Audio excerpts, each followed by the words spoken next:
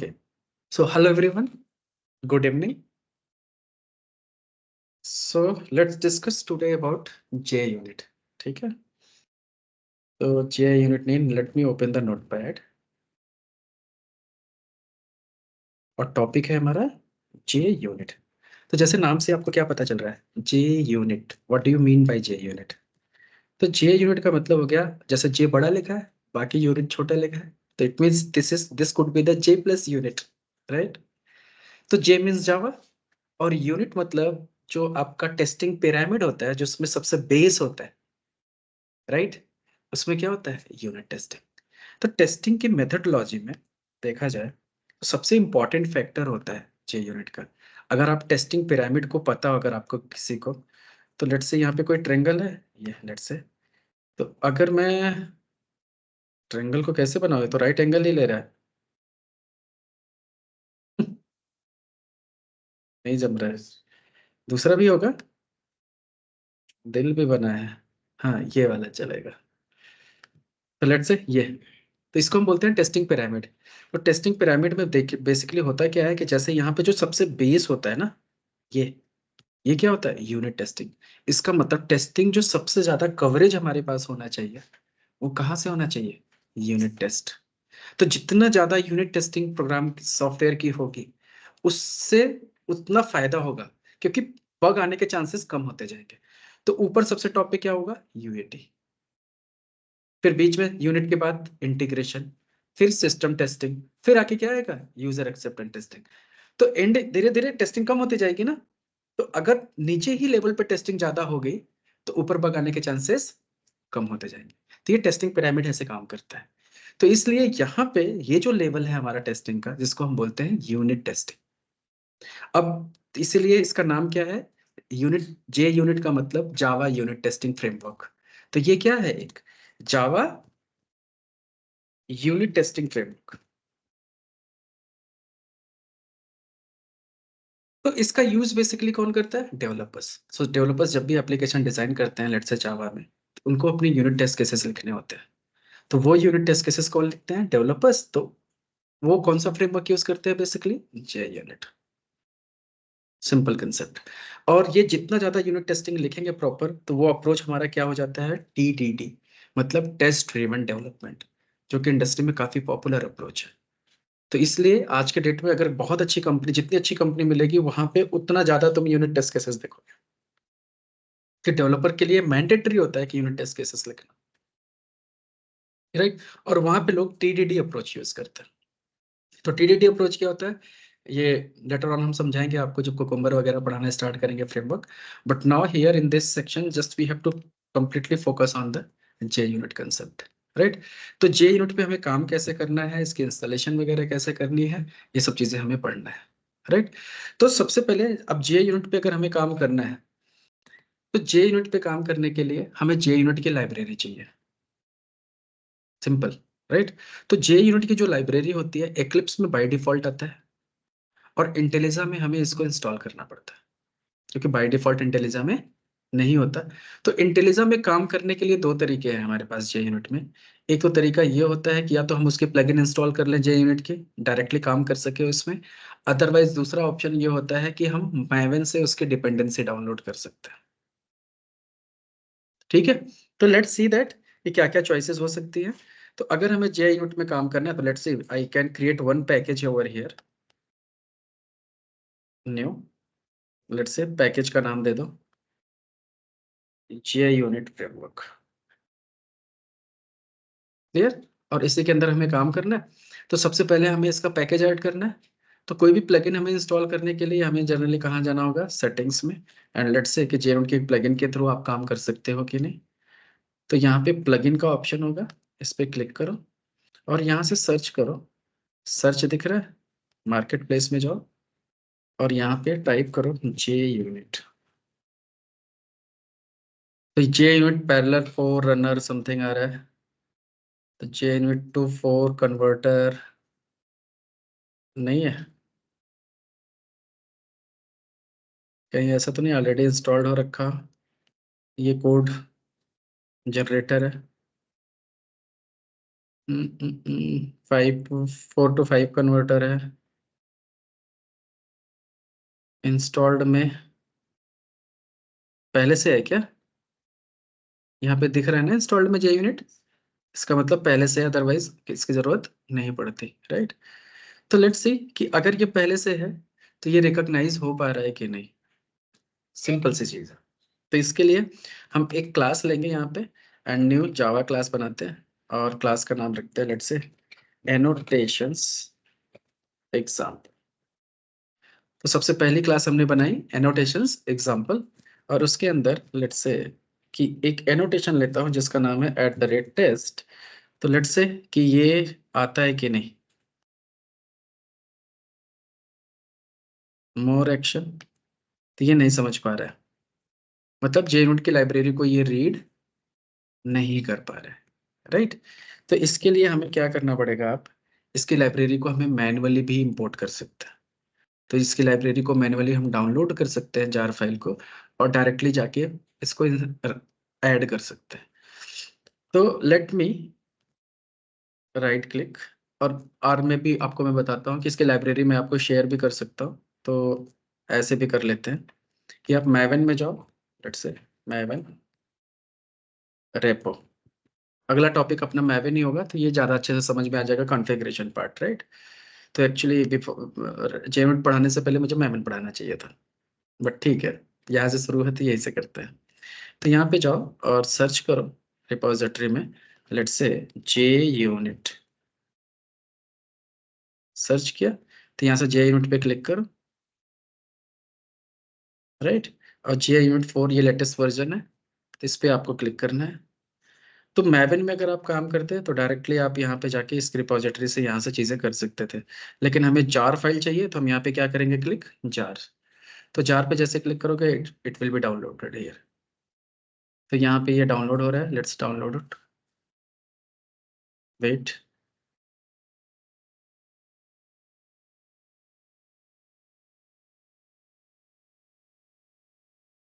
अब जैसे स्टार्टिंग में आपने लर्न किया था कि सेलेनियम की लाइब्रेरी हमने डाउनलोड किया था, फिर प्रोजेक्ट में कॉन्फ़िगर किया था, वैसे इसकी लाइब्रेरी को भी हम प्रोजेक्ट में कॉन्फ़िगर कर सकते हैं।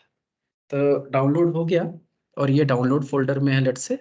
तो मैं क्या करूँगा, वापस से इंटेलिजा में जाऊँगा और प्रोजेक्ट पे राइट क्लिक करूँगा, ओपन मॉड्यूल सेटिंग्स, यहाँ पे जाना है अपने को, और डिपेंडेंसीज में फिर मॉड्यूल सोर्स प्लस जार, और जार्स में हमें जाना है कि कहाँ पे ये जार मिलेगी अपने को, सी ड्राइव में, डाउनलोड्स में। तो डाउनलोड्स कहाँ मिलेगा, ऑफ कोर्स यूजर में। यूजर अब कौन सा है, इसी यही होगा। तो लेट्स सी कि यहाँ पे डाउनलोड कहीं दिख रहा है, दिख रहा, और इसके अंदर अब खोजना है आपको, let's say JUnit, open, apply and okay, done. अब एक्सटर्नल लाइब्रेरी में इफ यू सी हियर, तो सेलेनियम के जा रहे हैं और JUnit के जा रहे हैं। तो अब अगर मैं @टेस्ट इनोटेशन लिखूं, तो लेट्स से कि ये आता है कि नहीं, तो @टेस्ट, अब org.junit आ गया, तो जस्ट मैंने इसको सेलेक्ट कर लिया, तो ऊपर इंपोर्ट हो गया। अब इसके नीचे बेसिकली हमें फंक्शन लिखना था। अब यहाँ से कहानी शुरू करते हैं, तो पहले एक टेस्ट को रन करते हैं, फिर आपको अच्छा लगता है तो फिर इसकी कहानी पहले बैकग्राउंड बताते हैं, राइट? तो जनरली क्या करना है कि let's say public void, let's say test case 1, और यहाँ से हमने मेथड्स बनाया और एस आउट किया, लेट्स से कि दिस इज TC01 समथिंग, और यहाँ से डायरेक्ट आपको रन करना है। तो जब इसको रन करोगे तो रनर काम करना चाहिए, फाइल हैंडलिंग क्यों आ रहा है, तो ये ऑप्शन नहीं दे रहा है ना, यहाँ से इसको रनर का काम होना चाहिए, रन का ऑप्शन आना चाहिए। एक काम करो, इस प्रोजेक्ट को अगर हम बिल्ड करते हैं,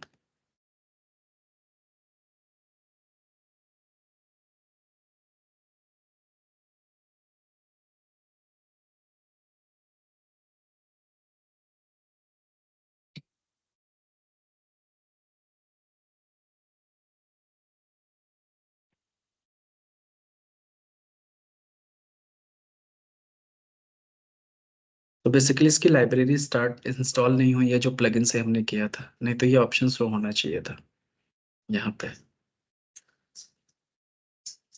कहाँ से? वही तो नहीं पढ़ा है ना, अगर वो करता तो अभी इजिली हो जाता, राइट। तो स्टिल नहीं आ रहा है, तो इसका या तो रनर की हमें सेटिंग चेंज करनी पड़ेगी, या another choice can be we can have the POM dot XML file. अब पॉम डॉट एक्सएमएल करने के लिए मुझे क्या करना पड़ेगा, इस प्रोजेक्ट के अंदर नॉर्मल प्रोजेक्ट के बजाय हमें क्या करना पड़ेगा, एक मैवन प्रोजेक्ट बनाना पड़ेगा, राइट। तो ये मिक्स हो जाएगा जेयूनिट और मैवन के साथ, तो कर सकते हैं, राइट। तो चलो, तो हम क्या करते हैं कि साथ के साथ पहले हम मैवन भी सीख लेते हैं इसी के अंदर। तो अब मैवन जे यूनिट से शिफ्ट करता हूँ मैवन पे, फिर वापस से मैं जे यूनिट में आता हूँ क्योंकि वो जरूरी है मैवन। तो यहाँ पे अब मैवन क्या चीज है, तो इसको कुछ लोग मैवन बोलते हैं, कुछ लोग माविन बोलते हैं, ठीक है। That's sure your choice how you want to pronunciate it. So basically Maven or Maven anything, so this is the build tool। अब build tool क्या होता है, तो build tool is a tool जिसका यूज हम डिप्लॉयमेंट के लिए करते हैं। तो आज के 10-15 साल पहले जब हम बिल्ड को डिप्लॉय किया जाता था, तो बेसिकली हम एंड यूज करते थे। एंड करके यूनिक्स का टूल होता था जिसमें यूनिक्स की कमांड लिखे जाते थे, और सैटरडे संडे सर्वर डाउन करके बिल्ड डिप्लॉय होता था और लोग सैटरडे संडे टेस्टिंग करते थे, कभी कभी रिलीज होता था तो, राइट। तो वो सारी चीजें हम कैसे करते थे, बेसिकली एंड से। क्लियर? One second. हेलो। हाँ, अभी मैं फ्री होके बताता हूँ तुमको।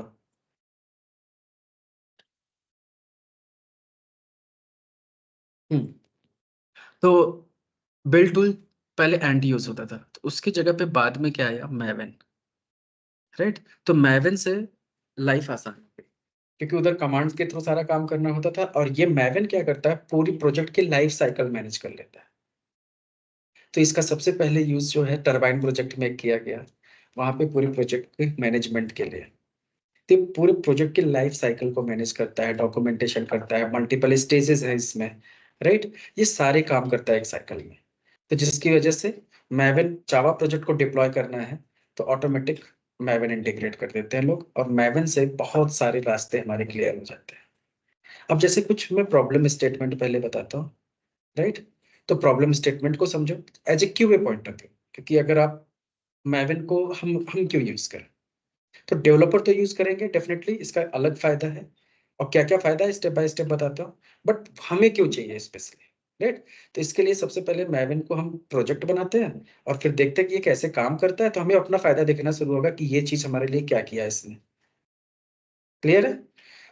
तो मैवन के लिए सबसे पहले इंटेलिजा में हमें जाएंगे, एक नया प्रोजेक्ट बनाएंगे। समझ गए क्या करेंगे? एक नया प्रोजेक्ट बनाते हैं। तो प्रोजेक्ट बनाने के लिए मैं यहाँ से जाऊंगा न्यू एंड प्रोजेक्ट। तो प्रोजेक्ट जब आप बनाओगे तो यहाँ पे आपके पास ऑप्शन आता है कि पहले प्रोजेक्ट का नाम देना है, राइट। तो लेट्स से मैवन प्रोजेक्ट। अब इसी में हमें जे यूनिट वगैरह सब कवर करना है, तो इसी में हम जे यूनिट वगैरह भी कवर कर देंगे ना, ठीक है। और यहाँ से अब आपके पास ऑप्शन जा रहा है कि कहाँ पे इसको स्टोर करना है, तो ऑफकोर्स इसको आपको अपने प्रोजेक्ट में करना है। तो डी में सेलेनियम बैचेस, कौन सा है आपका?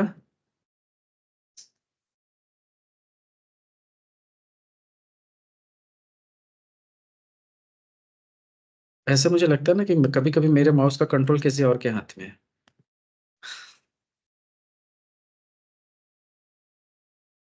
और अब यहाँ से इंटेलिजा का ऑप्शन है और मैवन, इस बार हम क्या चूज करेंगे, मैवन। और यहाँ से क्रिएट करो। अब जैसे आप ये प्रोजेक्ट क्रिएट करोगे, तो आप कुछ चीजें नोटिस करोगे। तो इसको बिल्ड हो जाने दो पूरा।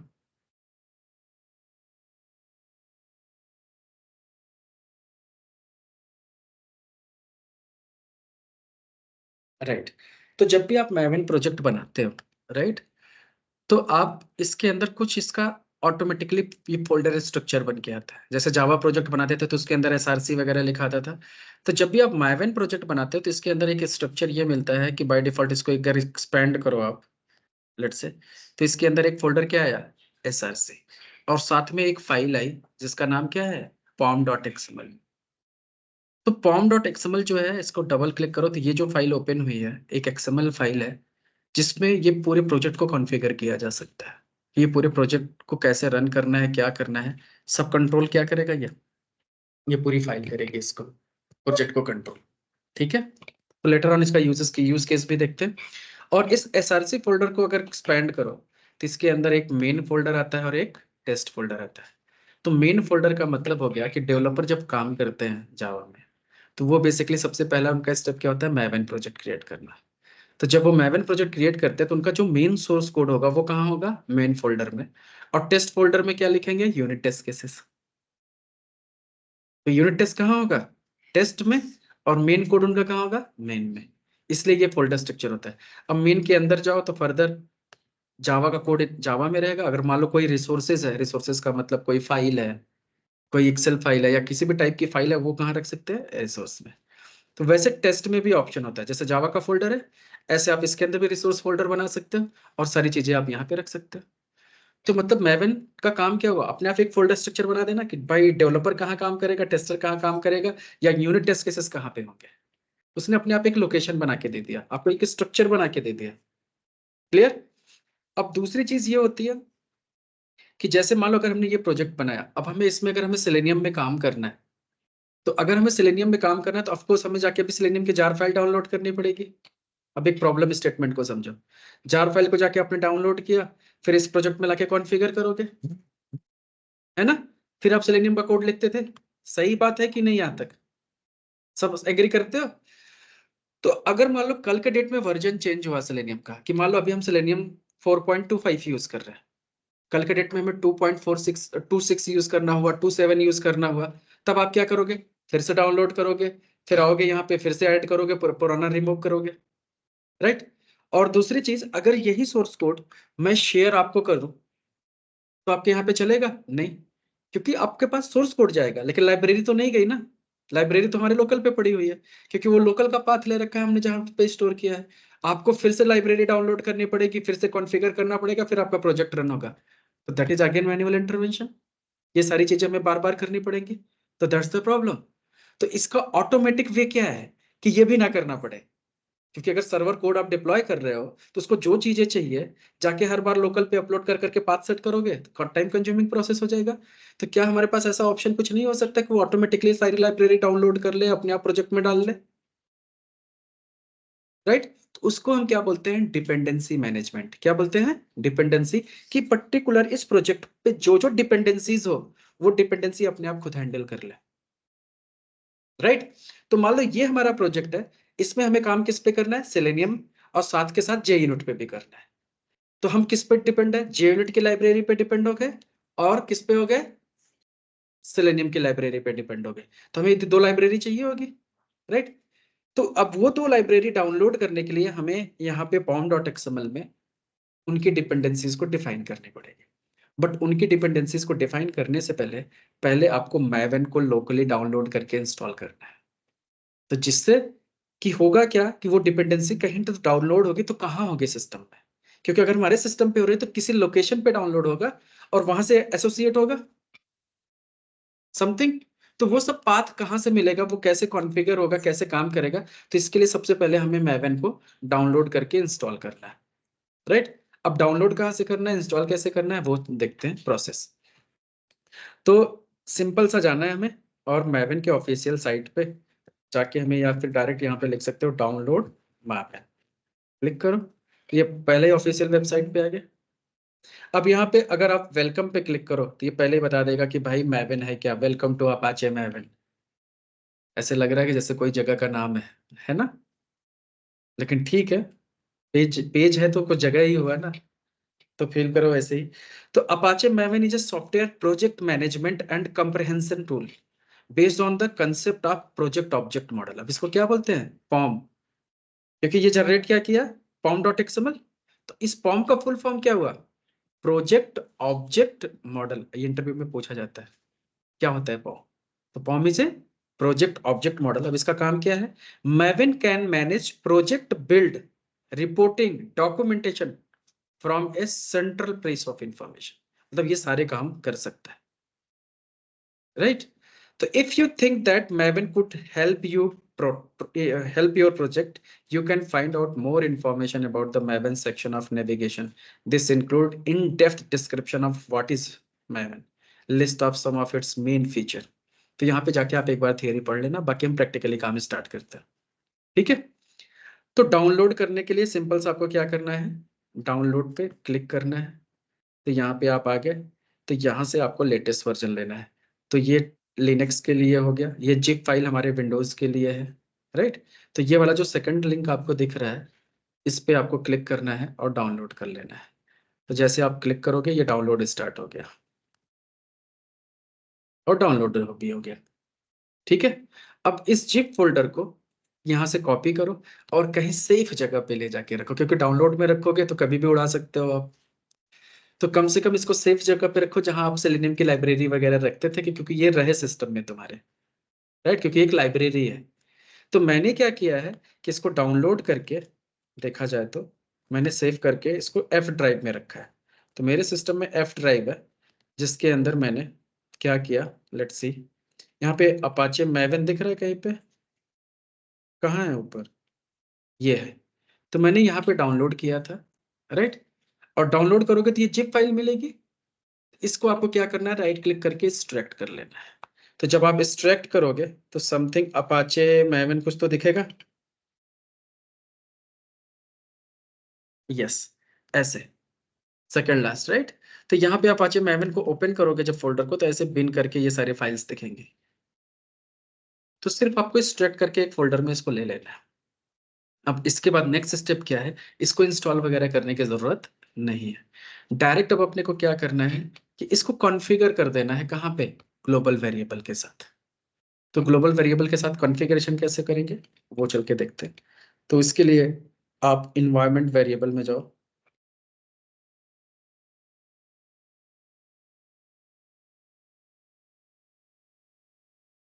Environment variable, right? यहाँ पे जाना है और यहाँ पे सबसे पहले एक ये नीचे वाले ब्लॉक में जाना है और सबसे पहले जावा का कॉन्फ़िगरेशन आपको करना है, क्योंकि मैवन जावा पे डिपेंड है और जावा स्पेशली मतलब जेडीके, राइट? तो यहाँ पे जाके पहला इन्वायरमेंट वेरिएबल बनाना है जावा अंडरस्कोर होम, और इसके अंदर जेडीके का पाथ देना है कि जहाँ पे आपका जावा इंस्टॉल हुआ है। तो जावा हमारा कहाँ पे इंस्टॉल हुआ है, लेट्स सी दैट। तो मैं सी ड्राइव में जाऊंगा, प्रोग्राम फाइल्स, और यहाँ पे जावा। तो हमारा जेडीके यहाँ पे है। तो इस जेडीके 17 को मैंने ओपन किया और ये पाथ कॉपी कर लिया। ये पाथ कॉपी करके मैंने यहाँ पे पेस्ट कर दिया और आपको क्या करना है, ओके, सिंपल। तो जैसे आप ओके करते हो यहाँ पे, तो आपके पास जावा जेडीके दिख रहा है, जावा अंडरस्कोर होम, ये दिखने लगा, ये लाइन ऐड हो गई, ठीक है? अब इसके बाद फिर एक इन्वायरमेंट वेरिएबल बनाना है, न्यू, और यहाँ पे क्या लिखना है, m2 अंडरस्कोर होम। क्या लिखना है, m2 अंडरस्कोर होम, और यहाँ पे मैवन का जो वो फोल्डर है उसका पाथ देना है। तो मतलब एफ ड्राइव में जाना है और लास्ट में मैवन, और ये बिन का फोल्डर दिख रहा है, तो यहाँ तक का ऊपर का पाथ कॉपी करना है, क्योंकि यहाँ पे बिन दिखना चाहिए। तो बिन दिख रहा है तो यहाँ तक का फोल्डर कॉपी करो पाथ, और यहाँ पे जाओ और ये पाथ यहाँ पे दे दो और फिर ओके पे क्लिक कर दो, राइट? तो m2 अंडरस्कोर होम भी आ गया, यहाँ पे देखो, डन। अब इसके बाद चाहो तो एक वेरिएबल और बना लो, m2।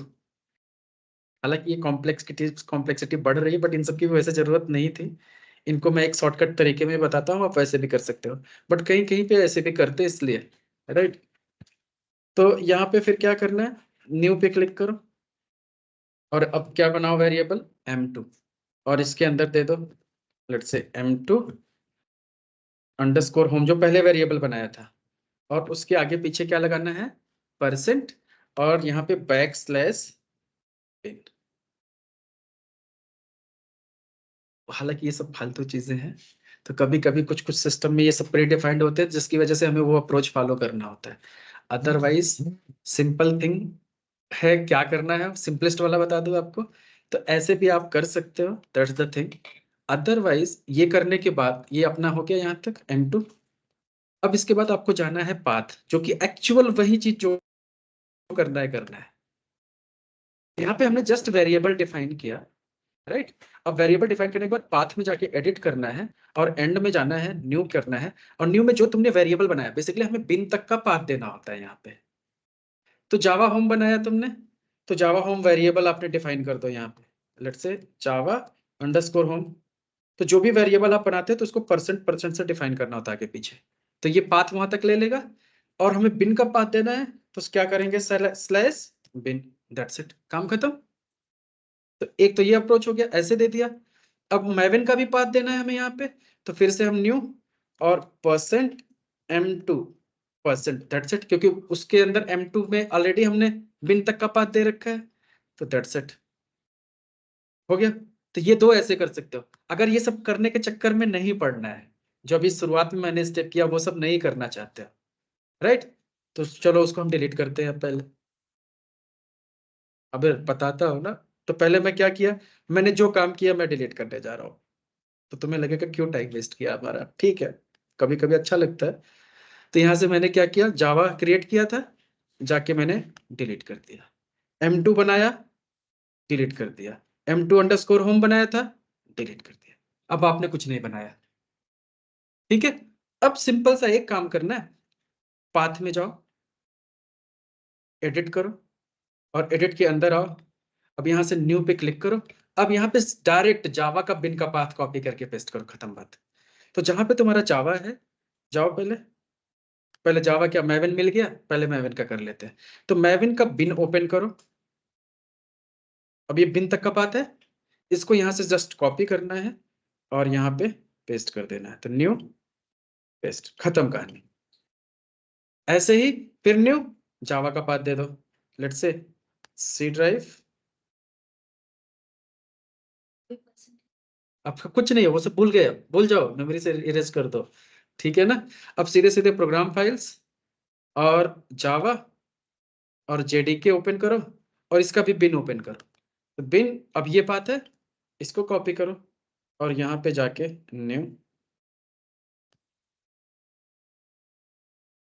पेस्ट कर दो, दैट्स इट, खत्म। ओके ओके ओके, भूल जाओ वो सब जो था। क्योंकि होता क्या था, बहुत सारे सॉफ्टवेयर पहले जो थे वो क्या करते थे, वो वेरिएबल के थ्रू जाते थे। लेकिन अब चीजें चेंज हो चुकी है, तो डायरेक्ट पाथ में डालो जो चीज करना है, ठीक है। अब जैसे आपने यहाँ पे किया, अब आपको चेक करना है कि जेडीके और मैविन दोनों डिटेक्ट कर रहे हैं कि नहीं। पाथ अगर प्रॉपर आपने दिया है तो अब वो डिटेक्ट होने चाहिए। तो डिटेक्ट करने के लिए आपको फ्रेश CMD ओपन करना है, और यहाँ पे जाना है, लिखना है जावा स्पेस हाइफन वर्जन। ये बताएगा जेडीके कहाँ है। तो जावा वर्जन 17 डिटेक्ट कर रहा है, दैट्स फाइन। अब यहाँ पे MVN, मैविन को क्या लिखेंगे, MVN हाइफन वर्जन, एंटर करो।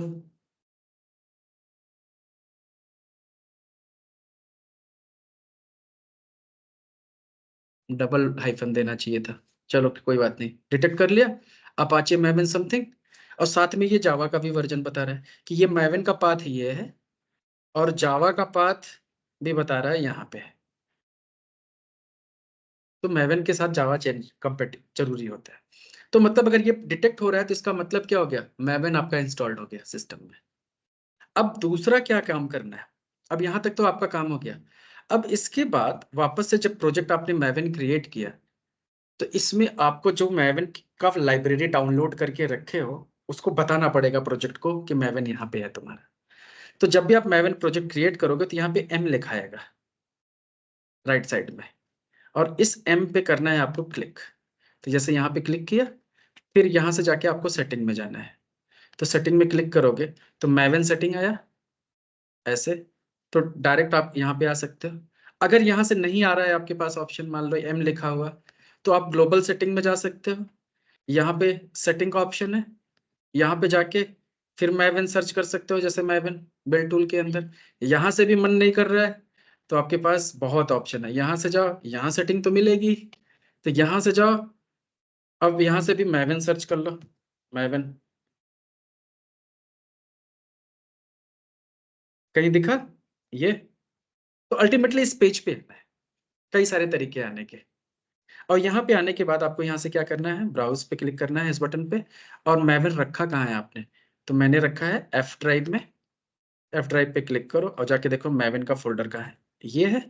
इस फोल्डर को पॉइंट कर देना है और यहाँ से अप्लाई एंड ओके कर देना है। तो जैसे ही करोगे अब ये कुछ तो करेगा, ठीक है, मैवन को सिंक में लाएगा, लाने दो, हो गया। अब ये मैवन करेगा क्या, अब यहाँ तक ये करेगा कि अब लोकल पे मैवन का एक प्रोजेक्ट सेटअप बना दिया। अब हमें कोई एक्सटर्नल लाइब्रेरी डाउनलोड करेंगे तो ये मैवन एक अपने घर के अंदर इसको रखेगा सारी लाइब्रेरीज को, और वहां से डायरेक्ट प्रोजेक्ट में अब सपोर्ट करेगा। अब सपोज करो कि इस प्रोजेक्ट के अंदर मुझे सेलेनियम चाहिए और क्या चाहिए, जे यूनिट चाहिए। अब इसको मुझे रन टाइम पे अपने आप डाउनलोड हो जाए, हमें कुछ करने की जरूरत ना पड़े, राइट।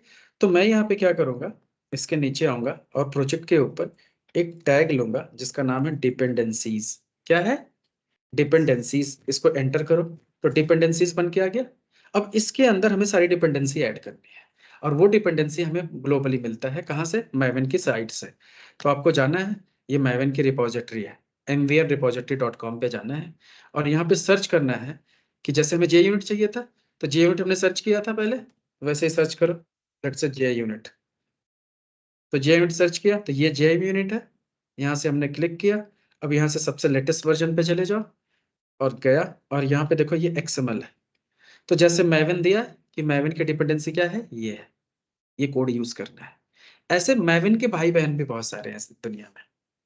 तो जैसे ग्रेडल भी हम यूज कर सकते हैं मैवन की जगह, या फिर ग्रेडल सॉर्ट्स भी कर सकते हैं, ग्रेडल कोटलिन भी यूज कर सकते हैं, SVT, IVI, ग्रेप, ये सब इनके भाई बहन है। मतलब यही सेम टेक्नोलॉजी अदर भी हैं जो जावा को सपोर्ट करते हैं। तो अगर ये भी कहीं जिंदगी में दिख जाए तो समझ जाना अबे अपना ये मैवन है, ठीक है, मतलब तरीका अलग है। तो इसमें क्या होता है, मैवन को अगर ध्यान से देखो, अगर इस कोड को, तो पहला टैग क्या है, डिपेंडेंसी। उसके बाद क्या है, group ID, artifact ID, version and scope. तो सेम इंपॉर्टेंट चीज इसमें क्या है, तीन चीज, ग्रुप आईडी, आर्टिफैक्ट आईडी और वर्जन। तो ग्रुप आईडी का मतलब ये हो गया कि एक तरीके से पैकेज का नाम, आर्टिफैक्ट आईडी का मतलब एक तरीके से हो गया प्रोजेक्ट का नाम, और वर्जन का मतलब आपको पता है कौन सा वर्जन है। तो यही तीन चीजें सब में चाहिए। इवन ग्रेडल अगर यूज करोगे तब भी यही तीन चीजें पास करनी पड़ेगी। तो सिर्फ देखो, ग्रुप ये है, नेम ये है, वर्जन ये है, सिर्फ सिंटैक्स चेंज हुआ लिखने का। इसके बाद SBT में भी चले जाओ तब भी वही है, जे यूनिट वर्जन, सिंटैक्स चेंज हो रहा है। और IVI में चले जाओ तो इसमें भी ORG, जे यूनिट, नेम, जे यूनिट, वर्जन। मतलब ये तीन पैरामीटर चाहिए, डिफरेंट फॉर्मेट्स में चाहिए क्योंकि तरीका अलग है, बट यही तीन चीज चाहिए होता है। और मैवन में यही तीनों चीज क्या होता है, XML फॉर्मेट। तो यहां से हमने जैसे क्लिक किया तो कॉपी टू क्लिपबोर्ड हो गया। अब इसको ले जाओ आप कोड में और यहाँ पे पेस्ट कर दो, डिपेंडेंसीज के अंदर में डिपेंडेंसी आया। अब इसको जैसे आप कंट्रोल S करके सेव करोगे तो ये लॉजिकली करेगा क्या, कि ये जे यूनिट को मैवन रिपोजिटरी से डाउनलोड करेगा और डाउनलोड करके आपके प्रोजेक्ट में डाल देगा ऑटोमेटिकली। आपको कुछ भी मैन्युअली कॉन्फ़िगर करने की जरूरत नहीं है। फिर आप ऐसे आओ, सेलेनियम चाहिए हमें, तो सेलेनियम को भी कर लो। तो जस्ट यहाँ पे और सर्च करो सेलेनियम,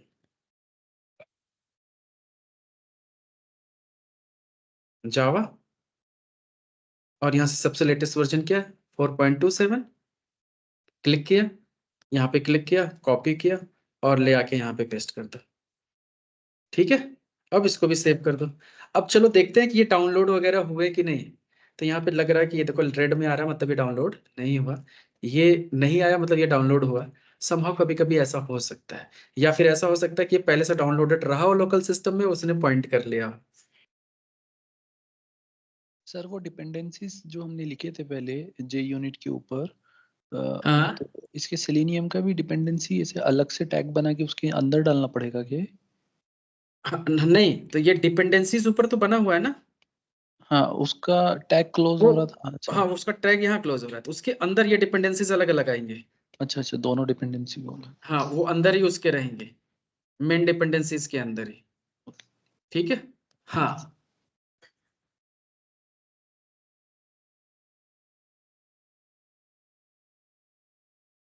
अलग कैसे कॉन्फ्लिक्ट करेगा, जब हम उसको यहाँ पे बताएंगे मैन्युअली तब ना, हम तो मैन्युअली कुछ कर ही नहीं रहे। हाँ वो प्रोजेक्ट दूसरा। हाँ अभी हमने नया प्रोजेक्ट बनाया, तो उसमें अगर हम मैन्युअली डालते तब होता है ना कॉन्फ्लिक्ट। तो अभी तो हम नया कॉन्फ़िगरेशन कर रहे हैं कि भाई अब हमें डाउनलोड डाउनलोड का चक्कर ही छोड़ देना है ना। कहाँ पड़ा है खोजना भी नहीं, ये हर चीज अपने आप करेगा। अब यहाँ से जाओ मैवन में, मैवन में जाने के बाद एक बार इसको क्या करो, यहाँ से रिफ्रेश, रीलोड मैवन प्रोजेक्ट जैसे ही करोगे ये सारे काम फिर से करेगा। देखो अब डाउनलोड करेगा जो भी डिपेंडेंसी नहीं होगी और बताएगा। तो यहाँ से एक्सपेंड करके देख सकते हो, तो रिपोजिटरीज पे तो अभी कुछ नहीं दिख रहा है ना, तो अभी देखो क्या करता है। सॉरी रिपोजिटरीज नहीं, डिपेंडेंसीज। अभी देखो जे यूनिट और सेलेनियम मिल गया इसको,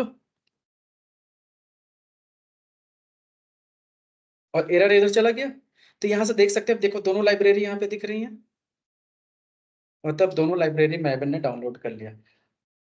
अब देखा जाए तो इसने डाउनलोड कहाँ किया, कहाँ रखा, कहाँ से आ रहा है, ये सब चीजें हमें देखने का मन है, राइट। तो क्या करो, तो ये बेसिकली जो हमने पाथ सेट किया था, तो वो क्या करता है M2 मैवन। तो मैवन क्या करता है बेसिकली, अब जैसे आपने एक चीज और पढ़ लिया होगा, ये क्या नाम है प्रोजेक्ट का, पैकेज का नाम होता है ना, जैसे जे यूनिट है, इसके पैकेज का नाम क्या है, org selenium hq डॉट, ये मतलब फोल्डर स्ट्रक्चर है ना, फोल्डर स्ट्रक्चर होता है। तो यहीं से जाके हम फाइंड आउट करेंगे उनको। अब देखो कैसे, तो बेसिकली जब मैवन आप इंस्टॉल करके कॉन्फ़िगर करते हो और मैवन प्रोजेक्ट क्रिएट करते हो, जब भी कोई डिपेंडेंसी डाउनलोड होता है, तो ऑटोमेटिकली वो करता क्या है कि सी ड्राइव में, अपने आप सी ड्राइव में जो भी यूजर आप यूज कर रहे हो, राइट, उस यूजर के अंदर एक यहाँ पे M2 करके फोल्डर बना लेगा, .m2। और ये बेसिकली नॉर्मली हिडन फोल्डर होता है। तो अगर आपको नहीं दिख रहा है तो आप पहले व्यू में जाके हिडन को चेक कर लो, अगर नहीं दिख रहा है तो, दिख रहा है तो ठीक है। तो नहीं तो यहाँ पे क्या दिखेगा आपको, M2 फोल्डर दिखेगा। इस M2 फोल्डर के अंदर जाओगे तो रिपोजिटरी आएगा, और इसी रिपोजिटरी के अंदर वो सारी चीजें डाउनलोड करता है। ठीक है, जैसे जे यूनिट चाहिए तो यहाँ से देखो जे यूनिट है कहीं पे, ये दिखा। अब इस फोल्डर के अंदर जाओ तो जे यूनिट, अब यहाँ पे कौन सा वर्जन हमने लिया था, 4.3132, आज नहीं, कौन सा वर्जन लिया है, आज का डेट कहीं दिखा रहा है, नहीं दिख रहा है, क्योंकि इसने डाउनलोड इसलिए नहीं किया क्योंकि पहले से था ये सारे वर्जन। लॉजिकली यहाँ पे कौन सा वर्जन हमने लिया, 4.13.2, तो 1.4.3 ऑलरेडी हमारे पास पहले से ही पड़ा है। तो जो पहले से रहेगा तो क्यों डाउनलोड करेगा। ठीक है। अब सेलेनियम नहीं था 4.27 मान लो, तो वो डाउनलोड किया होगा, वापस से जाओ तो उसके रिपोजिटरी का नाम क्या था पहले, org। org देखो कहाँ है, ये मिला org। फिर org के अंदर जाओ, क्या था, सेलेनियम HQ। देखो सेलेनियम HQ कहाँ है, ये आया, सेलेनियम HQ में आ गए। फिर सेलेनियम, अब इसके अंदर सेलेनियम, फिर हाइफन सेलेनियम जावा। तो अब इसके अंदर सेलेनियम जावा देखो कहाँ पे है, ये है। अब इसी के अंदर से आपका सारे वर्जन आ रहे हैं, तो मेरे पास इतने वर्जन डाउनलोडेड है, क्योंकि आज से नहीं कई सालों से मैं वेन यूज कर रहा हूँ ना। तो सारे वर्जन, तो ये देखो आज डाउनलोड किया है इसने, आज 14 तारीख है भाई, कैसे बोल सकते हो, है ना। तो 14/12 आज ही देखो डाउनलोड किया। तो ऐसे ये सारे वर्जन मेंटेन करके रखता है, और यहीं से ऑटोमेटिकली अपने प्रोजेक्ट में चलाता है। हमने मैन्युअली कुछ किया, कुछ नहीं, सिंपल सा ये चीज करके छोड़ दिया। अब कल के डेट में अगर आपको यही प्रोजेक्ट मैं उठा के दे दूं, आप जैसे ही अपने इंटेलिजा में इंपोर्ट करोगे, मैवन का पाथ सेट करोगे, ये अपने आप इंटरनेट से डिपेंडेंसी डाउनलोड करेगा, तुम्हारे लोकल पे अपना M2 फोल्डर क्रिएट करेगा, और वापस ऑटोमेटिकली अपने प्रोजेक्ट में ऐड हो जाएगा। आपको मैन्युअली कुछ नहीं करना पड़ेगा। सेम यही कोड सर्वर पे जाएगा तो सर्वर में भी अपने आप डाउनलोड हो जाएगा, और कॉन्फ़िगर सब हो जाएगा। तो हमें मैन्युअली कुछ करने की ज़रूरत नहीं पड़ी ना, तो ऑटोमेटिकली सारी डिपेंडेंसी मैनेज हो रही है। तो ये है इसका फ़ायदा। अब इतना ही फ़ायदा नहीं, अब आगे फ़ायदा देखना शुरू करना है।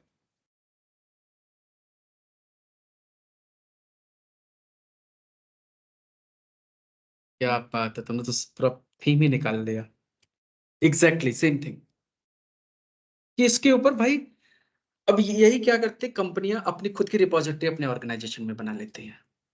सेम मैवन जैसा और यहीं से सॉफ्टवेयर डाउनलोड होंगे, तुम्हारे सिस्टम पे बाहर के कुछ भी नहीं आएँगे। तो बाहर से कनेक्शन बंद कर देते हैं और लोकली सब बना लेते हैं। तो अपना उनका सर्वर हो जाता है, उन्हीं से सर्वर से डाउनलोड होता रहता है। क्लियर ना? यहाँ तक क्लियर हो गया?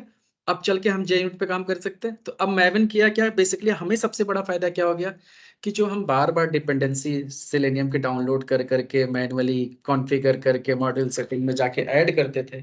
वर्ज़न चेंज हुआ तो फिर से अपडेट करना पड़ता था। तुम्हें कोड दिया तो तुम्हें भी डाउनलोड करके वो सब चीज़ें पाथ सेट करनी पड़ती थी। ये चीज़ें खत्म हो गई ऑटोमैटिक। तो डिपेंडेंसी ऑटोमैटिक मैनेज हो गया। ऑटोमेशन का मतलब हर एक चीज़ ऑटोमैटिकली चले। कोई भी मैनुअल एक्टिविटी नहीं होनी चाहिए उसके अंदर। क्लियर? तो ये एक फ़ायदा हो गया कि हमारा डिपेंडेंसी मैनेज हो गया। दूसरा इसने हमें फ़ोल्डर स्ट्रक्चर बना के दे दिया कि डेवलपर भाई तुम अपना इधर कोड लिखो, मैं अपना इधर लिखूँगा। अगर टेस्टिंग टीम में टेस्ट हमें यहाँ लिखना है या उसको भी लिखना है तो वो अपना यूनिट टेस्ट केसेस यहाँ लिखे। तो फ़ोल्डर स्ट्रक्चर भी हमें मिल गया। अब इस फ़ोल्डर स्ट्रक्चर में जावा के अंदर लेट्स से मैं जाके अपना पैकेज बना सकता हूँ या कोई फ़ोल्डर लिख सकता हूँ। तो इसके अंदर मैंने एक पैकेज बनाया और पैकेज का नाम रख दिया let's say learn JUnit simple और इसके अंदर मैं क्या करूँगा JUnit की क्लास बनाऊँगा अब and let's say new Java class अब फिर से वही क्लास का नाम बनाता हूँ क्या एनोटेशंस एग्जाम एंटर और फिर से मैं यहाँ पे जाके वही कोड लिखूं @टेस्ट देखो JUnit आइडेंटिफाई हो रहा है एंटर और फिर यहाँ पे अब फिर से वही मेथड लिखता हूँ जो वहां पे लिखा था पब्लिक void tc01 या test case 1 bracket start bracket close and s out let's say test case 1 done अब देखो यहाँ पे रन करने का बटन दिखने लगा पहले नहीं आ रहा था अब तुमको रन करना है तो सीधे सीधे इस बटन पे क्या करो क्लिक करो और ये एग्जीक्यूट हो जाएगा और आउटपुट आपको दे देगा देखो नीचे बिल्ड हो रहा है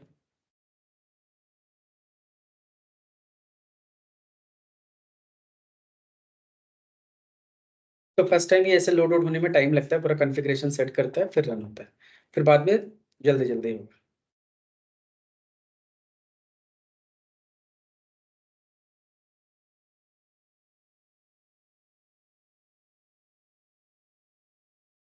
प्रिंट हो गया और सबसे बड़ी बात यहाँ पे क्या बता रहा है ऊपर टेस्ट पास्ट आज तक कभी देखा है ऐसे पास लिखा हुआ टिक अभी तक नहीं लेकिन अब ये बता रहा है ना कि पास हो रहा है कुछ तो देखिए अब बात क्या हो रही है टेस्टिंग की तो टेस्ट का मतलब यही हो गया पास फेल होना है इसको आप समझ गए तो ये है इसका कंसेप्ट ये अब दूसरी चीज आपने यहाँ पे नोटिस किया हम्म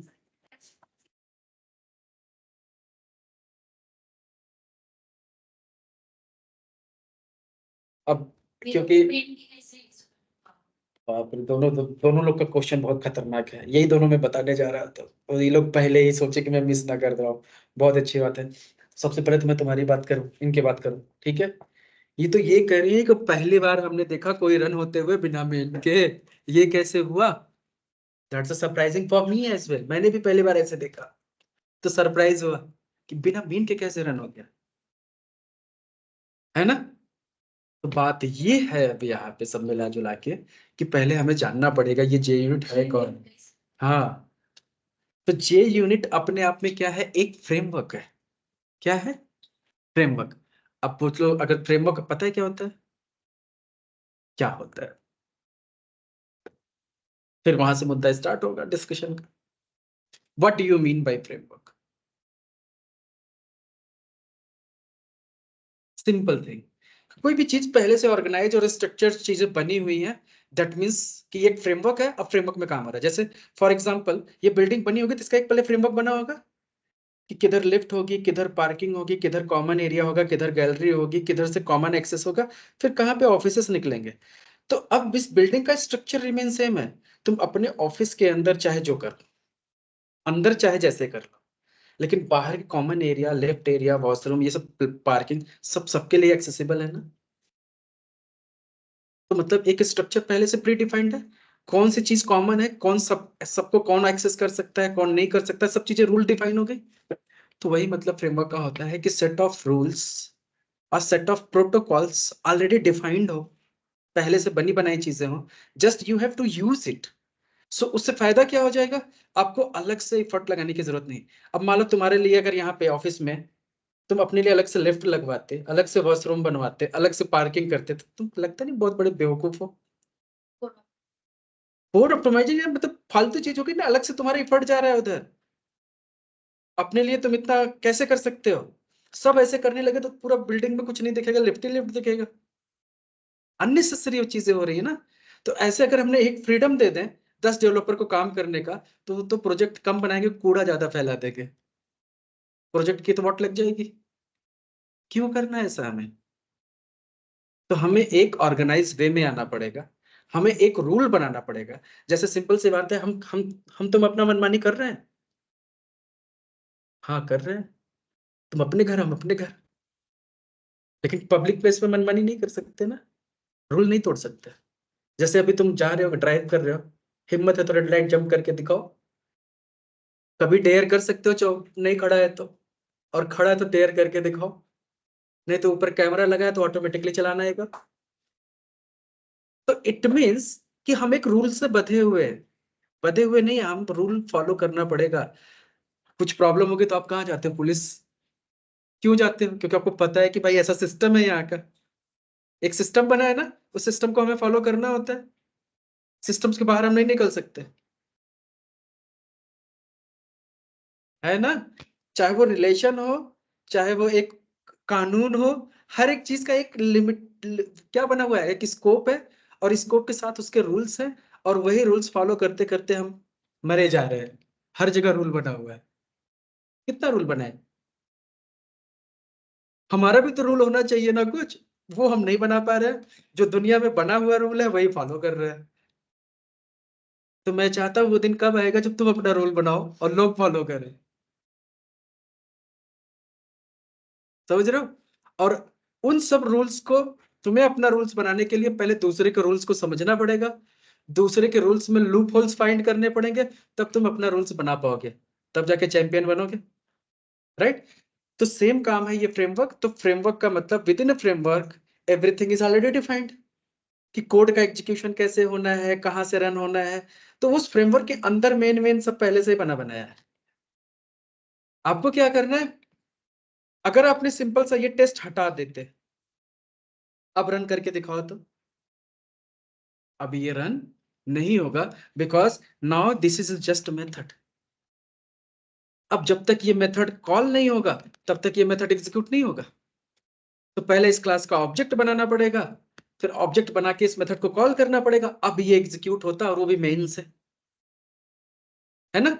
लेकिन अब ये सब करने की जरूरत हमें नहीं है, हमने एक रूल बना रखा है जे यूनिट ने पहले से, कि अगर इस मेथड के ऊपर जस्ट @टेस्ट लिख दो, तो ये क्या करेगा, अपने आप रन होने लगेगा। अब ये सब कैसे रन होगा, कहाँ ऑब्जेक्ट बन रहा है, इस मेथड को कैसे कॉल हो रहा है इंटरनली, वो लॉजिक अब जे यूनिट समझे। उसने एक रूल बना के तुम्हें दे दिया, बात खत्म। अब आगे बताऊंगा वो, ठीक है ना। तो जैसे सिंपल सी बात है, एटीएम से आप पैसे निकाला, एटीएम कार्ड लगाया, पिन डाला, अमाउंट डाला, निकला गया। अब आप हाँ, तो आप उससे पूछते नहीं ना, भाई अंदर से कैसे तूने निकाला, नोट कहाँ से आया तेरे पास, कैसे काउंट किया, कैसे दिया। और कभी कभी उस पर भरोसा भी नहीं होता, निकालने के बाद काउंट जरूर करते हैं पूरा आया है कि नहीं। करते हो ना अपनी तसल्ली के लिए, जबकि वो गलत नहीं करेगा, लेकिन फिर भी मशीन है, कर देता है। पहले करता था ना, तो पहले मेच्योरिटी नहीं थी, फिर लोग उसी के सामने पहले गिनते हैं। ठीक है, एनीवे, छोड़ो, हम उधर नहीं जा रहे। तो यहाँ पे समझ में आया? तो ये एक नॉर्मल मेथड था, लेकिन जैसे उसके आगे हमने ऊपर एनोटेशन लगाया, इसको हम क्या बोलते हैं बेसिकली? एनोटेशंस। तो एनोटेशंस का मतलब क्या हो गया? Set of rules. तो इस एनोटेशन में रूल्स पहले से डिफाइंड है कि अब इस मेथड के साथ वो क्या करने वाला है। क्लियर? तो अगर आपने इस पर्टिकुलर मेथड के ऊपर टेस्ट डिफाइन किया तो ये समझेगा कि भाई साहब ये टेस्ट केस है। क्या है? टेस्ट केस है। अब इसको रन होना है टेस्ट केस को, और इसके बाद पास फेल होना है। अब बात ये आती है कि ये टेस्ट जब हमने रन किया तो ये पास कैसे हो गया? तो मैं तो ये भी पूछ सकता हूँ, ये फेल क्यों नहीं हुआ? ऑब्वियसली क्योंकि इसका काम है ये कोड को एग्जीक्यूट किया, और इस कोड के एग्जीक्यूशन में इसको कोई प्रॉब्लम नहीं आई, तो ऑब्वियसली पास होगा वो, है ना? अगर आपको फेल करना था, तब अब आप कंडीशन इसके अंदर डाल सकते हो, कोई चीज वैलिडेट कर सकते हो। अगर वो चीज नहीं मिला तो फेल होगा, जो कि हम आगे लर्न करने वाले हैं, जिसको हम बोलते हैं इन टर्म्स ऑफ एसर्शंस, जो आगे पढ़ जाएंगे। बट अभी के लिए जस्ट हमने एक लाइन प्रिंट कराया, तो ये कोड तो सक्सेसफुल रन हुआ, तो टेस्ट पास हुआ। तो क्या हुआ? अब हमें ये हमारी लाइफ आसान कर रहा है। तो फ्रेमवर्क का मतलब क्या हो गया? कि आपको मनमानी नहीं करना, कुछ भी बनी बनाई चीजें ऑटोमेटिकली है, आपको सिर्फ उन चीज को यूज करना है। जैसे लिफ्ट है, वॉशरूम है, पार्किंग है, गैलरी है, कैफेटेरियाज है, हर चीज को आपको सिर्फ एक्सेस करना है। आपको अलग से चीजें बनानी नहीं है, ना खोजनी है। And that is common for everyone. तो सारे डेवलपर्स भी अगर काम करते हैं, सबको अब एक ही रूल फॉलो करना पड़ेगा ना भाई। लिफ्ट है, जाना है तो उधर से है, कूद के नहीं जा सकता, जाना है तो जाओ। तो सब एक रूल फॉलो कर रहे हैं। अब जब रूल में हम एक एक एक रूल में आ जाएंगे, सबको एक रूल फॉलो करना पड़ेगा, तो कोई मनमानी नहीं कर सकता। तो this is called process, this is called system. अब ये अलग बात है, कोई लोग संविधान का कॉपी लेके जेब में घूमे, वो अलग कंसेप्ट है। भले फॉलो ना करे, लेकिन जेब में लेके घूमे, वो अलग बात है। संविधान दिल पे होना चाहिए, जेब में नहीं। लेकिन कुछ लोग ऐसे हैं, बचपन से ही उनको यही सिखाया गया कि संविधान को जेब में लेके घूमो। दिस इज रॉन्ग ना? तुम सिस्टम को ही जेब में लेके घूमोगे तब तो हो गया ना। That's the problem. तो इसलिए यहाँ पे भी वही चीज है कि हमने रूल बनाया है, तो ये रूल सबके लिए होना चाहिए। ये नहीं कि तुम रूल को ही जेब में लेके घूमने लगो कि नहीं हमारे लिए नहीं, बाकी सबके लिए है। ऐसे नहीं होगा ना।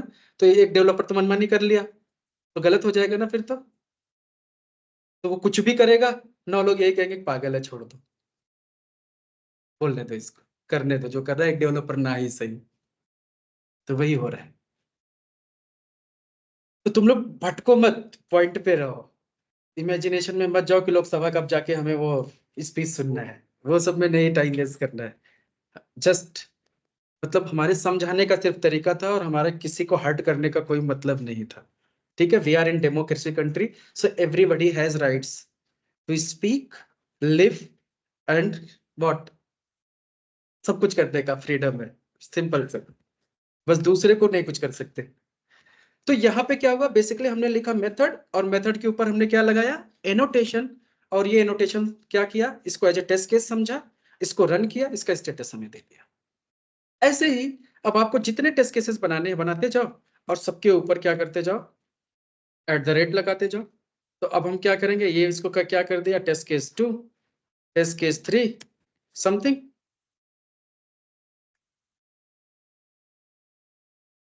ये कौन है? इनसे पहले पूछो कि ये इन्होंने सारा इंस्टॉल किया कि नहीं किया, और सारा पूरा जो पीछे सब कर लिया पूरा, जितना वीडियो में बताया था। ठीक है, वही करना था। ठीक है, तो यहाँ तक मैं टेस्ट केस रन करता हूँ। तुमको तो बोला था अभी मैं फोन करूंगा ना तुमको, फिर क्यों जल्दी आ गए? तो आई हो तो पानी वानी पियो, चाय वाय पिलाता हूँ। जाना है क्या कहीं? आज तो मैं सोच रहा था 6 बजे तक पढ़ाने के लिए। हाँ, स्पीच सुनना है? ओह जल्दी जाओ फिर। तो देखो रन हुआ, और यहाँ पे टेस्ट केस एक ही रन हुआ, 2 ही। क्योंकि हमने साइड 2 पे क्लिक किया क्या, तो यहाँ से हमें क्या करना है, एक चीज और, जहां से राइट क्लिक करोगे वही रन होगा। तो ये टेस्ट से बाहर कहीं राइट क्लिक करो, या तो तुम ये मेन पे कर दो, पूरी क्लास में रन करोगे तो इसके अंदर सारे टेस्ट होगा। तो मतलब ये इंडिविजुअल टेस्ट हो गए, तो इन किसी पे भी एक पे क्लिक करोगे तो वो टेस्ट केस एग्जीक्यूट होगा, और अगर ये क्लास पे क्लिक कर दिया तो ये सारे टेस्ट केसेस को रन करेगा। मतलब पूरी क्लास को रन किया। Now you can see here कि टेस्ट केस 1 2 3 तीनों एग्जीक्यूट हो गए, और तीनों टिक टिक टिक पास है, और किसी पे क्लिक करो तो उसका आउटपुट भी प्रिंट हो रहा है जो प्रिंट कराया था। तो मतलब आपको लगता नहीं कि हमने हमने कुछ दिमाग नहीं लगाया, हमने सिर्फ, हमें मेथड बनाना आता था पहले से, हम एक क्लास क्रिएट की और सिर्फ मेथड बनाया, ऊपर @टेस्ट लिखा, काम ही खत्म हो गया हमारा। अब इंटरनली ये क्या कर रहा है, कहाँ से मेन बना रहा है, क्या क्लास का ऑब्जेक्ट बना रहा है, कैसे कॉल कर रहा है, तुम्हें सोचने की जरूरत क्या है इसकी। कोई तो कुछ कर रहा है ना तुम्हारे भी आप पे, होने दो, जो चीजें हो रहा है अच्छा ही हो रहा है तो होने दो। तो ये क्या हुआ, फ्रेमवर्क है तो पहले से बनी बनाई चीजें हैं। अब मान लो आपके दिमाग में आता है कि अरे वाह बढ़िया हो रहा है, अब आप सोचोगे थोड़ा सा दिमाग लगाओगे कि मान लो ये टेस्ट केस जो बन रहा है, इसका कोई प्री कंडीशन है, कि मान लो ये टेस्ट केस तुम्हारा हो गया लीड क्रिएट करने का, ये टेस्ट केस हो गया अकाउंट क्रिएट करने का, ये टेस्ट केस हो गया लीड को डिलीट करने का। लेकिन यार इन टेस्ट से पहले मुझे कुछ करना है, कि लॉगिन करना था, और मैं चाहता हूं ये टेस्ट केसेस इंडिपेंडेंट हो, एक दूसरे से डिपेंड ना हो। तो मैं चाहता हूं कि हर टेस्ट केस से पहले लॉगिन हो, फिर टेस्ट केस रन हो, लॉग आउट हो जाए, फिर दूसरे टेस्ट केस में फिर से लॉगिन करे, फिर टेस्ट केस रन करे, लॉग आउट हो जाए। ऐसा मैं सेटिंग करना चाहता हूँ। तो JUnit इसका भी रूल बना रखा है। तो उसने क्या किया कि भाई एक काम करो, एक मेथड ले लो, एक मेथड बना लो पहले लॉगिन का। तो पब्लिक वर्ड, लेट्स से हमने मेथड का नाम ही क्या रख लिया, लॉगिन, और एस आउट, और इसके अंदर हमने क्या दे दिया, लॉगिन। सिंपल एक मेथड है। अब इस मेथड के ऊपर एनोटेशन हमें यूज करना है @B4। क्या, B4। अब जैसे ही हमने एनोटेशन यूज किया B4, अब ये क्या करेगा, B4 का अलग मतलब है। अब B4 के अंदर रूल क्या लिखा है, कि जितने भी टेस्ट केसेस आपने डिफाइन किए हैं, ये हर टेस्ट से पहले चलेगा, और जितने टेस्ट होंगे उतनी बार चलेगा। आपको लूप उप लगाने की जरूरत नहीं, दिमाग लगाने की जरूरत नहीं, ये हर टेस्ट से पहले अपने आप चलेगा, और जितने नंबर ऑफ टेस्ट होंगे उतनी बार चलेगा। समझ गए। तो as a pre condition set हो गया। और आप चाहते हो पोस्ट कंडीशन भी सेट करना, कि भाई लॉगिन कर रहा है तो टेस्ट केस रन होने के बाद लॉग आउट भी करे, then what you have to do, फिर से एक मेथड बना लो, और मेथड का नाम रख दिया let's say log out, and log out, and यहां से आफ्टर, डन। अब आफ्टर क्या करेगा रूल, हर टेस्ट केस के बाद चलेगा, ये पहले नहीं चलेगा। अब कब चलेगा ये, हर टेस्ट केस के बाद। अब ये कोड तुम कहीं पे भी लिखो इस पूरे क्लास में, कहीं बीच में घुसा दो, ऊपर नीचे कहीं पे भी लिख दो, या फिर ये दोनों को साथ में भी मत रखो, कहीं पे भी उठा के पटक दो, इनको कोई मतलब नहीं है। मतलब इनके ऑर्डर से कहाँ लिखा है कैसे लिखा है कोई मतलब नहीं, सिर्फ मतलब क्या है यहाँ पे, एनोटेशन। जो करके लिख रहे हो वही मेन कीवर्ड है इधर, वही संविधान है, वो जो चाहेगा वही होगा, और बाकी कहीं पे भी चीजें पड़ी हो। जैसे ये भीड़ है, मान लो भीड़ तो नहीं बोल सकते, कम लोग है, लेकिन इसमें से मैं अगर बोलूं राजश्री, तुम सोचोगे कंफ्यूजन क्यों हो रहा है, मैं तो इधर बैठे हूं उधर क्यों बुला रहे, तो ऑटोमेटिकली तुम बोलोगे मैं इधर हूं, हाँ बताओ। तो लॉजिक क्या है इसका, सिंपल सा, कि ये खुद डिटेक्ट करेगा, खुद कॉल करेगा, खुद एग्जीक्यूट करेगा। तो एनोटेशन के अंदर ये रूल्स डिफाइन हो जाते हैं। अब वो कैसे डिफाइन करते हो वो बात की बात है। तुम अपना भी एनोटेशन बना सकते हो, उसके अंदर सेट ऑफ रूल्स बना सकते हो, और जब भी वो एनोटेशन कोई कॉल करेगा वो रूल्स फॉलो होने शुरू हो जाएंगे। तो अब इसको रन करते हैं। तो मैंने बिफोर और आफ्टर एक ही बार लिखा है, लेकिन ये 3 3 बार एग्जीक्यूट होंगे, क्योंकि 3 टेस्ट है हमारे पास, और ऑर्डर में होगा अपने आप, कि पहला टेस्ट से पहले और आफ्टर टेस्ट के। Let's see.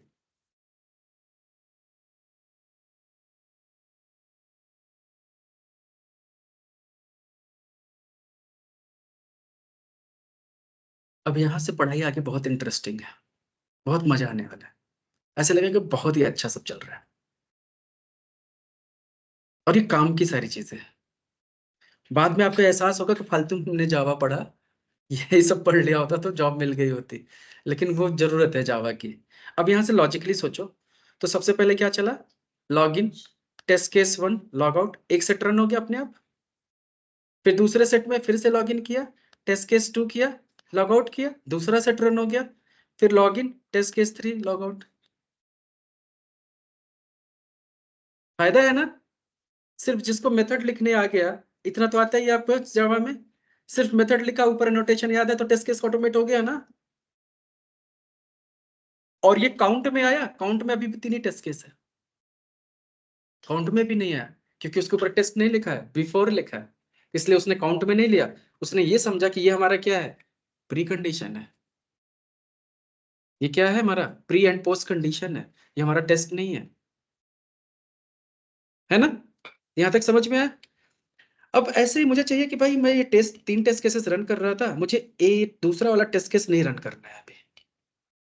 तो आप सोचोगे कि इसको कमेंट करना पड़ेगा, डिलीट करना पड़ेगा, ऐसा कुछ नहीं। इसके ऊपर आप @ इग्नोर लगा दो। क्या लगा दो? इग्नोर। अब इसको रन करोगे तो इसको इग्नोर कर देगा ये, और रिपोर्ट में बताएगा 3 थे, 2 रन किया, 1 तुमने इग्नोर करवाया है।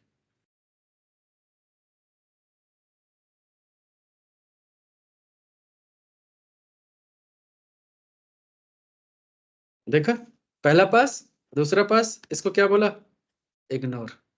इग्नोर करवाया ना तुमने, तो डिलीट डिलीट करने की जरूरत नहीं, कमेंट अनकमेंट करने की जरूरत नहीं, सीधे एक नोटेशन डालो, वो अपना काम करेगा। समझ गए? अब इन सारी चीजों से पहले आपको लगता था अरे यार एक चीज हमने मिस कर दिया, ब्राउजर तो लॉन्च ही नहीं किया हमने लॉजिकली।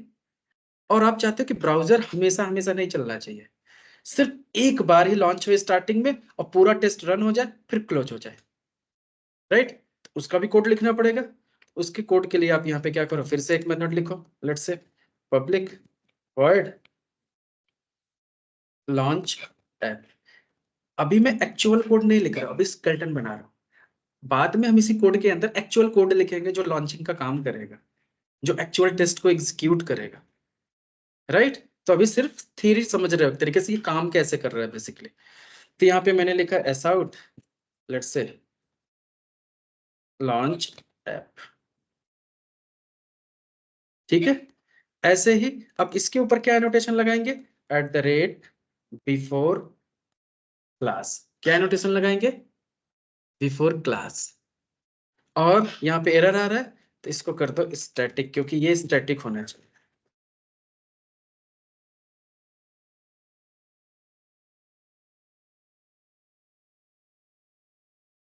ठीक है? ऐसे ही ब्राउजर क्लोज करना है, then just what you can do, you can use after class. क्या वो ज्यादा हो रहा है क्या?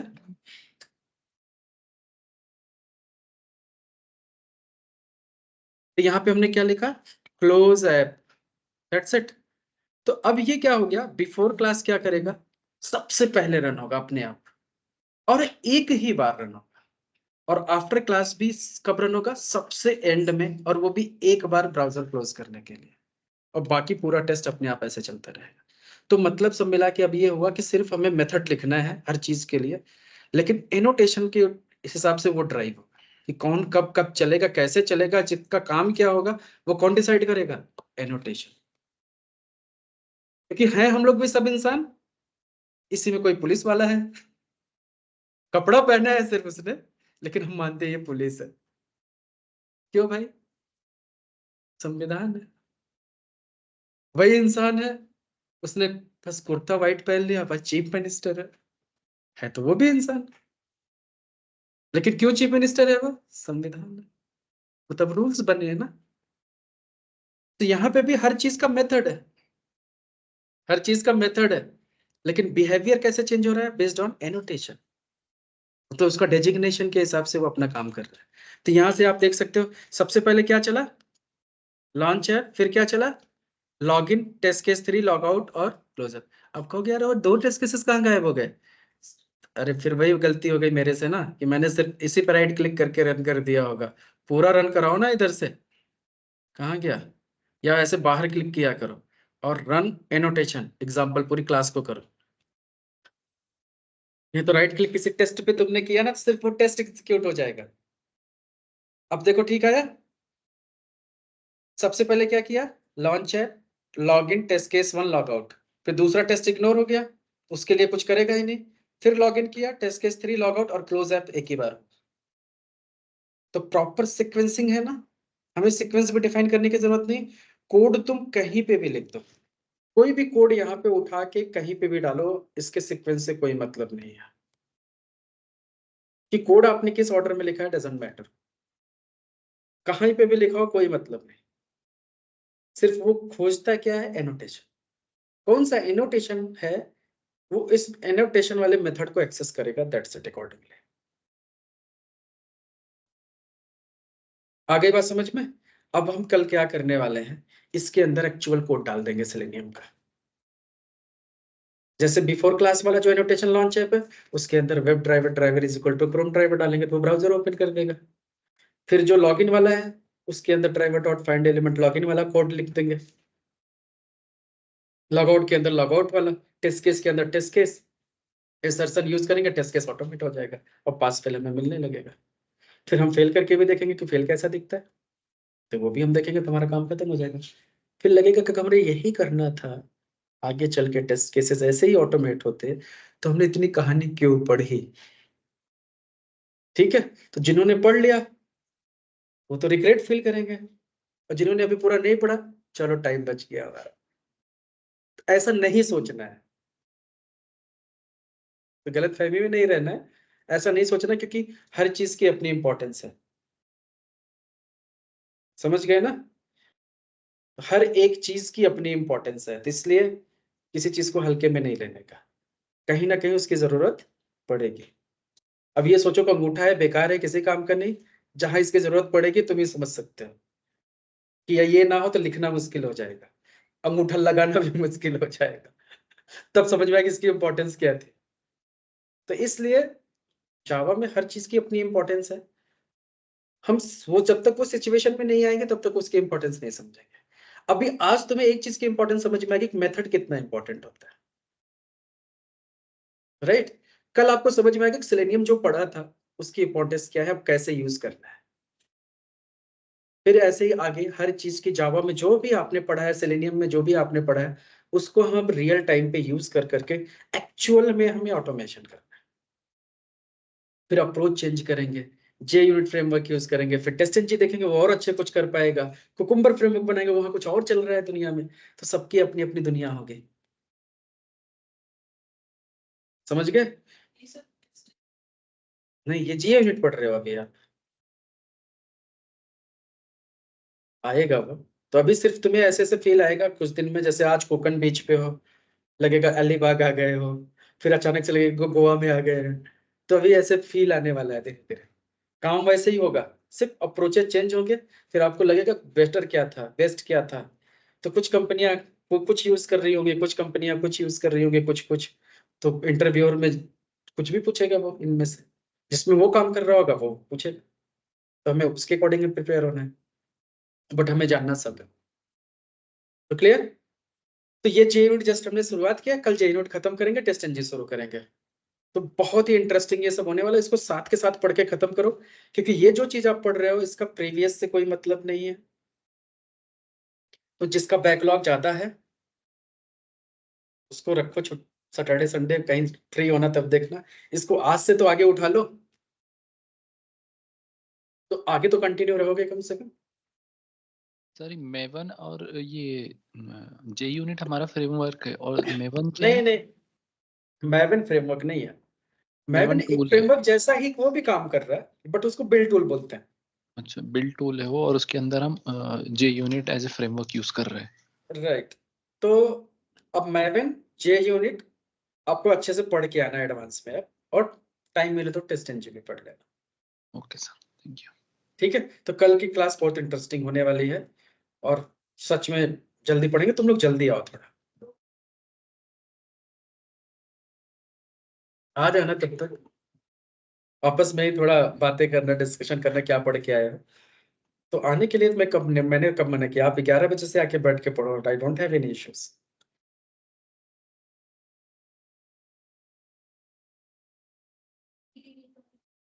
सर हाँ, कोई कुछ बोल रहा था। हाँ सर, इसको पढ़ना कहाँ से है सर? कौन? सर इसको पढ़ेंगे कहाँ से, मतलब? पढ़ेंगे कहाँ से? वो नाइस क्वेश्चन। पहले तो जितना मैंने पढ़ाया ये प्रैक्टिस करना है। ये जो हाँ। मैंने अभी पढ़ाया इसको हाँ, वीडियो सर। देख के प्रॉपर ये कोड लिख के प्रैक्टिस करना है। हाँ। मैवन पूरा सेटअप करना है। तो तुम्हें लगता है कि इससे ज्यादा तुम और पढ़ पाओगे? टाइम मिलेगा? ओके, नहीं तो सर आप बोले ना पढ़ने के लिए, पढ़ के आना वो तो पहले। मैं वो तो मैं अपने मन की शांति के लिए बोलता हूँ कि काश ऐसा होता। ओके। ठीक है। और कभी कभी जिसको होता है कि मन करता है कि पढ़ना ही है, तो वो जाके चैट जीपीटी करता है, गूगल करता है, उसको कुछ ना कुछ मिल जाता है।